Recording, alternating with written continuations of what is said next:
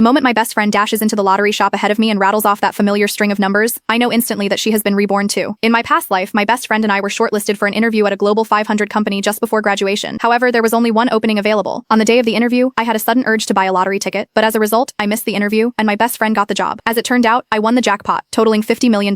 After graduation, I lived a carefree life, lounging at home and living off the interest. Meanwhile, after entering the company, my best friend was paid little and got bullied every single day. Eventually, she vented her anger on me and shoved me off a rooftop. I died from the fall instantly. After my death, my boyfriend covered for her, twisting the story to claim that I'd gone mad from idling too long and jumped on my own. The two of them fed on my misfortune, becoming influencers with millions of fans and raking in fortune. When I opened my eyes again, I am reborn to the very day I bought that lottery ticket. Boss, I'd like to buy a lottery ticket. My best friend Shayla Lane ran past me and dashed into the lottery shop. When she breathlessly shouted out that string of numbers I knew by heart, I instantly knew she had been reborn too. After she got her hands on that lottery ticket, Shayla spun around and shot me a triumphant look. Sorry Bella, but this lottery ticket is mine. Bella Knight didn't seem to care. I wasn't planning on getting one anyway. It was obvious Shayla didn't believe what I said. She let out an icy snort and placed the lottery ticket into her bag. Impossible. It was because of this lottery ticket that she trailed off suddenly. I knew exactly what she wanted to say. Shayla shot me a smug look. I won't be attending the company's interview. Since you like to work this much, I shall give you the spot. I nodded. In that case, I would hand over the luck of winning $50 million to her. Without hesitation, I spun on my heels and hopped on the bus to attend the interview at the company. At night, I returned to the dormitory to see my boyfriend Aaron Sharp with his arm draped casually around Shayla's shoulders. In my previous life, I was blind to the very end, only realizing when I died that the two of them had hooked up. When they saw me return, neither of them panicked. Instead, their expressions were openly taunting. Aaron shot me a look of disgust as he declared, Bella, the person I truly love is Shay. I only dated you because your family had two shabby apartments. But now, things are different. Shay has just won $50 million